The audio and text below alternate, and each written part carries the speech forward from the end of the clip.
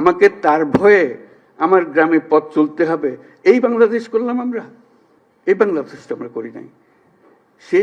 সে তার সমস্ত স্বভাব পরিবর্তন করে আমাদের সবার সঙ্গে মিশে যাবে, এটা হবে। কিন্তু তার স্বভাবে সে চলতে থাকবে আমার সামনে দিয়ে, আর আমি বলবো আমি নতুন বাংলাদেশ করে ফেলেছি। হলো না?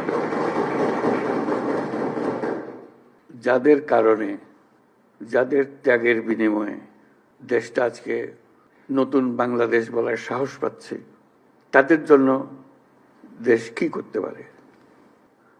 ভাবেন না যে এটা এই কয়টা মাসিক ভাতা দিয়ে শেষ হয়ে যাবে কথাটা। আপনি ইতিহাসের স্রষ্টা, আপনার ছেলে, আপনার সন্তান, আপনার ভাই, আপনি নিজে যিনি আহত হয়েছেন, যারা এখানে আসছেন, তারা ইতিহাসের স্রষ্টা। ইতিহাসের স্রষ্টাকে সাধারণ মাপকাঠি দিয়ে, টাকা পয়সা দিয়ে হয় না। যে জাতি ইতিহাসকে স্মরণ করতে পারে না, সে জাতির ভবিষ্যৎ নেই।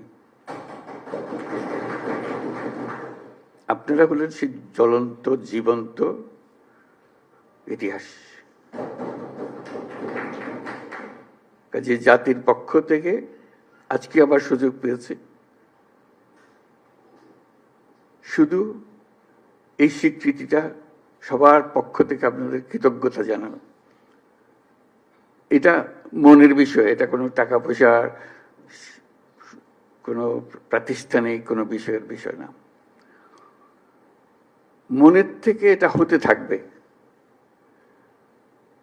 যদি আমরা যে বাংলাদেশ, নতুন বাংলাদেশ হিসেবে তৈরি করলাম, সেটা সেভাবে রাখতে পারি। আপনারা এনে দিয়েছেন, আমরা রাখতে পারবো কি? সেটা তো একটা প্রশ্ন। এটা হেলায় ফেলে দিলে হবে না। মনে করছে এনে দিয়েছেন, এটা হয়ে গেছে, হয়ে যায় নাই। এটা পথে উঠিয়ে দিয়েছেন, কিন্তু পথের থেকে পড়েও যেতে পারে। কাজে সেটাতে আমাদের সার্বক্ষণিক সাবধান থাকতে হবে, আপনাদের নজর রাখতে হবে। আমরা এনে দিলাম, খবরদার এটাকে নষ্ট করে ফেলো না। আমরা আছি। কাজে সেই দায়িত্ব সবাই মিলে আমাদেরকে গ্রহণ করতে হবে। আজকে যে মনের ক্ষোভ প্রকাশ করলো আপনারা আপনাদের সন্তানদের জন্য, ভাইদের জন্য, যারা প্রাণ হারিয়েছে, তাদের কথা স্মরণ করে আবার সবাইকে নিয়ে আমরা চোখের পানি ফেললাম।